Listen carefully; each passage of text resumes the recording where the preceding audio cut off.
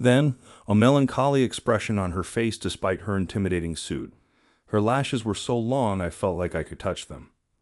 She broke down in tears as she said, "I'm moving in here from today," an uncommon change from her normally self-assured demeanor. Her sudden remarks caught me off guard, but her sincere request caused me to pause. Jack is my name. I work as a chef at the upscale restaurant JEA and am 26 years old. I've been working here for 2 years, and the restaurant is well known for its wedding events. It's a fulfilling environment to work as a chef. However, the work environment has changed somewhat since Alex, the previous head chef, retired 6 months ago. Oh no, not again is the reason. I discovered something horrible when I was cleaning out the refrigerator. At the bottom of a salad platter there was a bug. When I brought it up to Stephen, the head chef, he simply responded dismissively as usual. An insect, huh? It implies that it is new. I took out and threw away the broken sections covertly. You could question, why in secret? Stephen chastised me once when I was removing damaged parts. How wasteful. Do not discard anything that is edible. I have a clear directive from Henry to limit food waste and expenses. Avoid wasting anything. I've been hiding away damaged portions ever since. Henry, the proprietor of Stephen's nephew. To put it another way, he was able to get his job through contacts. Based on his experience working in several restaurants, he claims to be skilled in French, Italian, and Japanese cuisine. While his cuisine is certainly competent, he has a bad attitude regarding ingredients. We never offer anything that isn't edible, of course, but we frequently provide barely passable food. That is intolerable to me. Because Alex was so thorough, I didn't have to worry about managing the ingredients while working on my project. However, I've been nervous lately, so I arrive early to check the refrigerator. I simply don't want to offer salads tainted with bugs to my patrons. I constantly check the fridge because of this. Stephen doesn't like that, I know that. The moment the restaurant opens, things are really busy. Although most of our business is by reservation, walk-ins are also quite common. I have to be mindful of the pace and sequence of service because we also get orders that are not on the course menu. I work hard and keep my mind active during this stressful yet exciting period.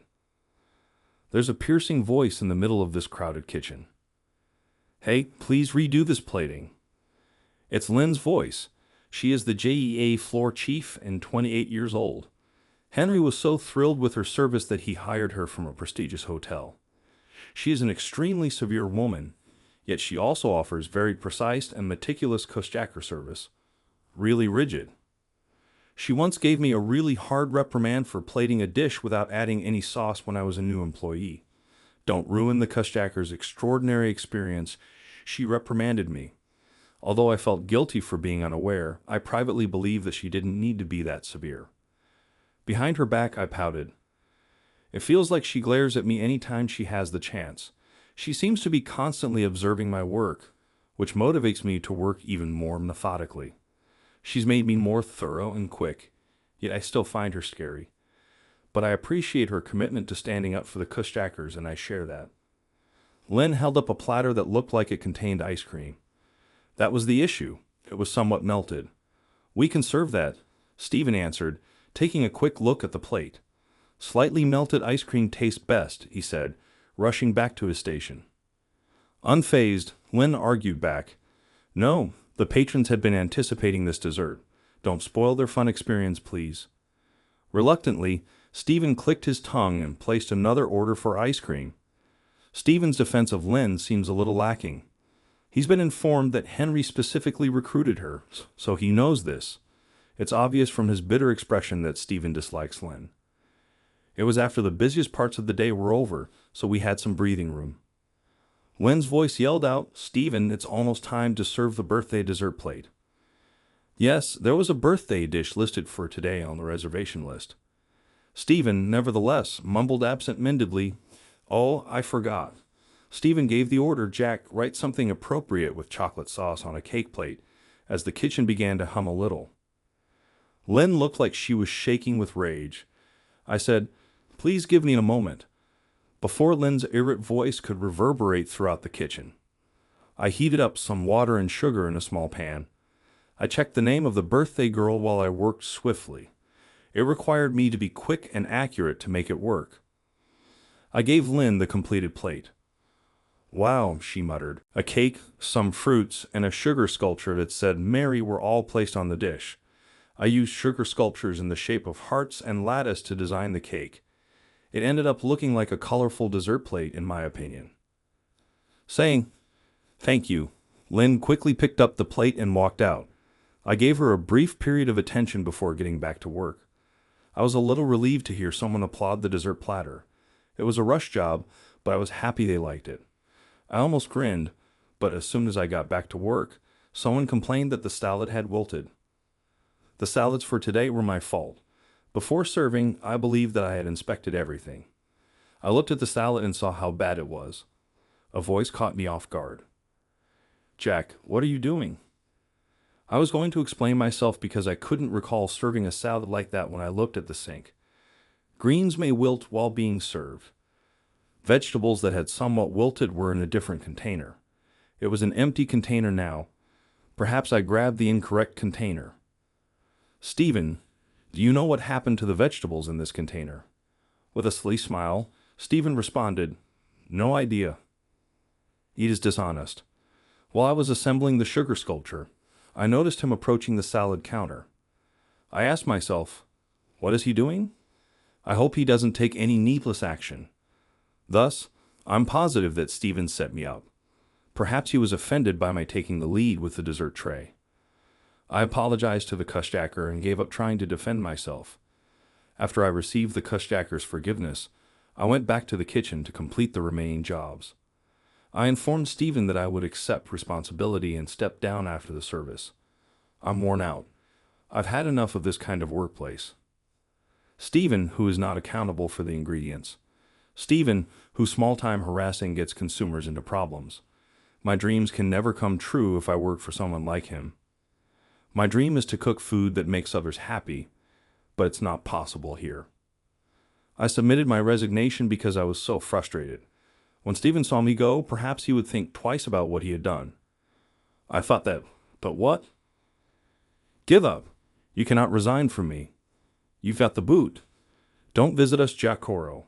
His angry face twisted as he screamed. Stephen was never going to think about anything. "A moment, Stephen. It's amazing that Jack created that salad. His salads are consistently." When Lynn opened her mouth to speak, Stephen cut her off. "Linda, shut up. It does not give you the right to meddle just because Henry likes you. How much do you know?" Stephen lost his temper. Lynn was getting shouted at because of me. I was really grateful to Lynn, but it seemed like she still had more to say. "Thank you for everything," I murmured.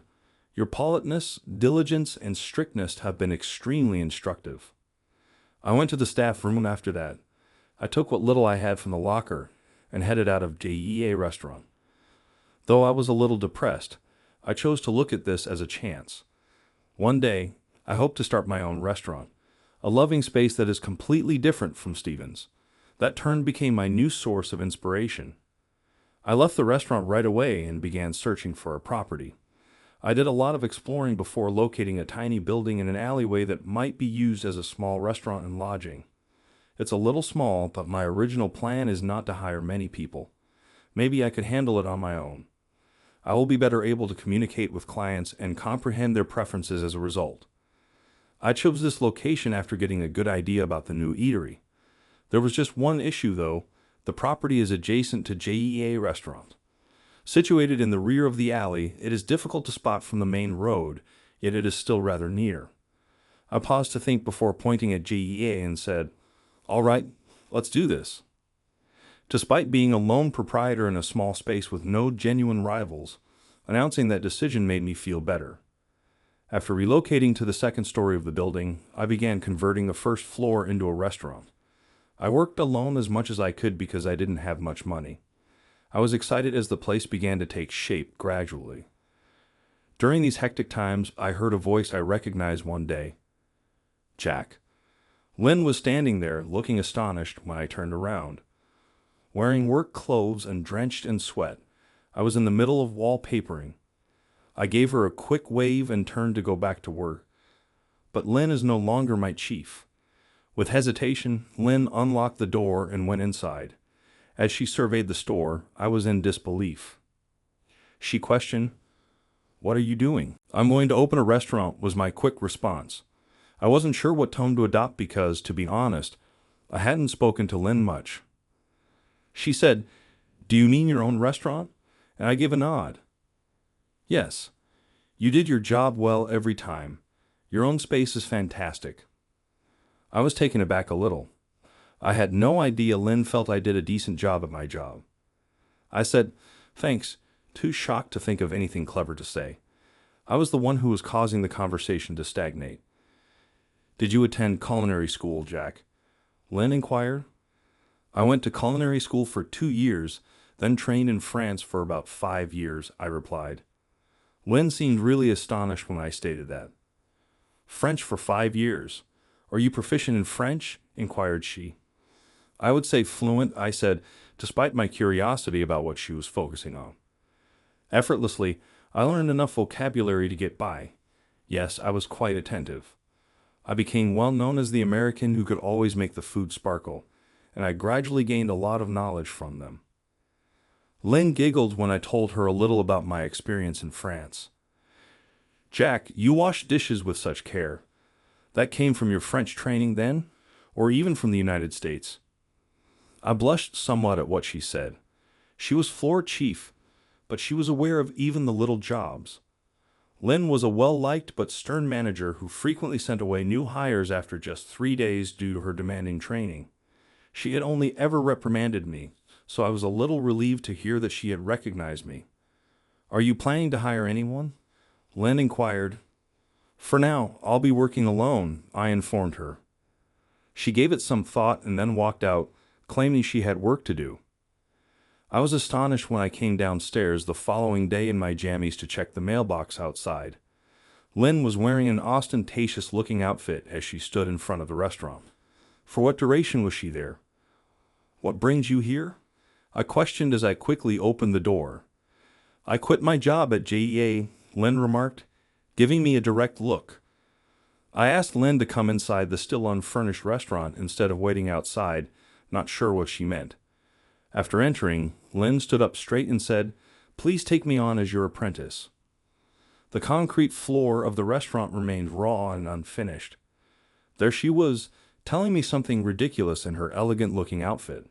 I started to fear, but she said, "Please take me on as your apprentice." An apprentice?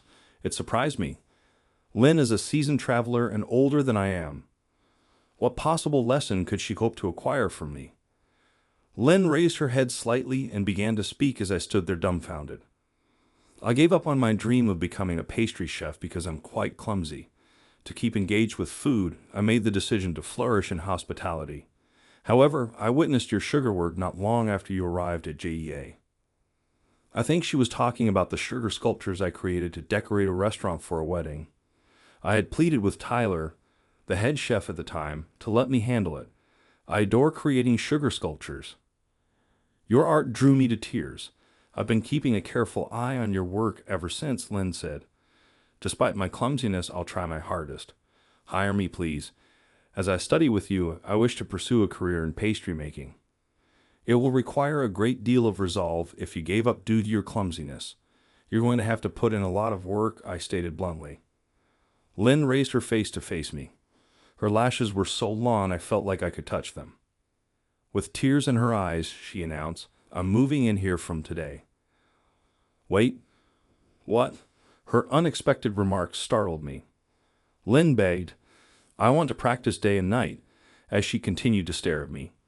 "Please allow me to spend some time here viewing your creations."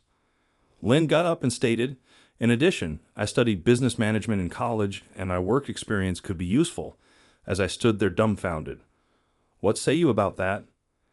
Lynn no longer asked to be my apprentice with the kind and modest demeanor she had then, but now she pitched herself with assurance.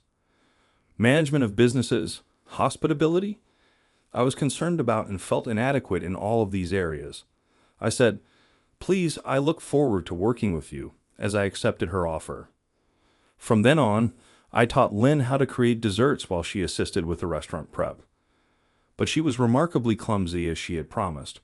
Her hands still gave me anxiety even when I was chopping bananas. This is going to be challenging.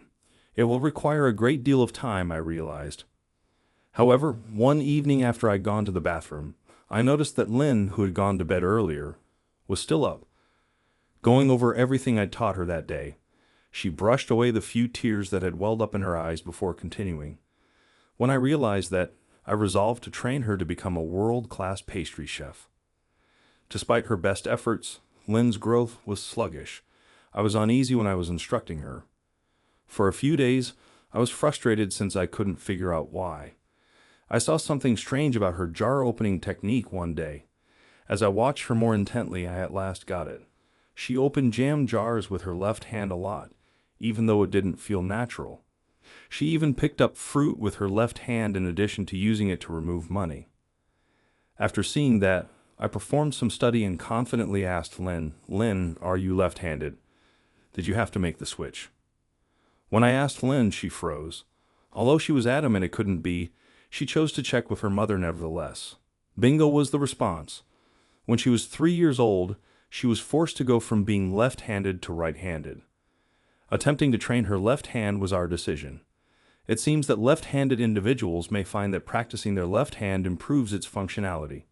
In fact, Lynn found that using her left hand for many things became simpler after a month. Her left hand's cream-spreading abilities, which she had previously found difficult, significantly improved. A feeling of hope washed over us both, as though there was light at the end of the dark tunnel. My new eatery debuted a few months later. Though it was a little space with only 20 chairs when crowded, Lynn's tasteful interior design created a wonderful ambiance. I put a lot of effort into the exterior, and the result was exactly what I wanted. Although Lynn hadn't exactly made her pastry chef debut yet, she was mainly working the floor during the day and producing some durable treats. But the coffee and baked products were enthusiastically welcomed. Patrons would say, "Delicious," with little cheers, and Lynn's eyes would brighten and her face would soften. I saw the happiness in her heart. We both gaped at the sales sheet in astonishment as we concluded the first day with precisely the number of clients Lynn had projected. Lynn smiled smugly and waved a little victory sign. Lynn occasionally assisted in the kitchen as well. She observed very closely while I tore vegetables. "My vegetables don't become fluffy like yours do," Jack expressed displeasure in Lynn's voice. But even noticing such things indicated her development. I instructed her to rip along the fibers. The vegetables retain their color when you don't stress them out. Lynn grinned. It was a smile of angels. "You show kindness not only to your patrons but also to the vegetables." She added, "I really respect that," which made me flush a bright scarlet. I found that I was starting to feel something for Lynn. I was shocked at who I was. After all, when we first met, she resembled an inflexible drill sergeant. Even while I appreciated her work, I never thought of her as a potential love interest. It felt like it would make her angry just to think about it. But lately, she was really cute. Her smiles at me were nothing short of divine, her support with management was outstanding, and her rigorous practice sessions were admirable. However, I was afraid. Our current relationship would be ruined if I came clean and was turned down. I couldn't afford to lose her at the restaurant because I wanted to turn her into a world-class pastry chef. I was unable to move on from wanting her to be my special someone. For me, a turning point occurred one day. When the doorbell rang, I and Lynn both greeted the client. When we first saw the entryway, Lynn looked surprised and said, "Henry?" I turned to face the man at the door after hearing her. It was Henry, the former employee of Lynn and myself who owned the restaurant Jew. Henry appeared to be exhausted. It seemed like Jew was having trouble. The cuisine had become worse, the service had become worse, and complaints were common as the number of patrons shrank. Having tracked Lynn down to my restaurant, he had come to urge her to come back. Lynn firmly said, "I love this place that values its kushjackers," in response to Henry's request for her to return. "My goal is to remain employed here." My heart warmed at hearing that. Then Henry turned to face me. "I also don't want to lose Lynn." I stated clearly, "Please, let's conclude this talk here." Henry sighed and appeared about to walk away, but I hesitantly interrupted. Well, it's going to be tough unless Stephen changes. I discussed with Henry Stephen's careless handling of ingredients and his lack of Kushjacker service professionalism. Henry listened intently, not flinching at my criticism of his nephew. I wish I'd known sooner, he remarked once I was done. I apologize for letting my nephew handle everything and thank you. You cooked some really great dishes today. I sensed your passion in addition to your expertise. It was a long time since I felt stirred by food. His compliments were greater than I thought I deserved. I was truly joyful. What if I asked you to take my nephew's place as head chef at Jew in return? The unexpected offer took me by surprise. The Jew chief chef? It was the ideal job. A restaurant where I could make couples' wedding days the happiest possible. A location picked for important events. It resembled a dream realized. However, I enjoy the work I perform with Lynn right now because it makes me glad to greet a select group of clients with care. I said, giving Henry a direct look of rejection. Lynn looked a little taken aback. Henry didn't try any harder. He stormed away, saying, I need to go give my nephew a talking to. I was hoping to see that. Was that acceptable? It was a significant chance. Lynn cooked cookies and brewed coffee, and we took a break together after lunch. It was difficult for me to imagine, but I tried. What was it? Lynn posed the obvious query. It gave me chills to think about you being a strict drill sergeant again. I laughed. Lynn puckered and flushed. Oh, please hurry up. I took hold of her hand as she began to get up from her seat. Lynn appeared taken aback. When you're interacting with Kushjackers here, you really shine.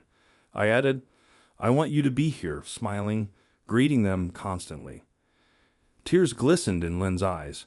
I sampled a cookie that she had baked. I exclaimed, This cookie is incredible. Lynn smiled, her face lighting up. I finally took the action I had been afraid to do to mend our relationship. I could eat this for the rest of my life. Henry had given me courage with his large offer and his praise. Would you stay here and someday become my wife and support me? Was the question I could now ask. With a deep flush, Lynn answered in a tone that was both lighthearted and serious. If you don't mind being married to a drill sergeant. I gave her a hug and giggled. After 5 years, our modest, quiet restaurant hidden down an alleyway had become so well known that magazines started to cover it as a hard-to-book place. I carried on cooking as usual. Now a trained pastry chef, Lynn took care of all the desserts, and we had added a new member to the workforce.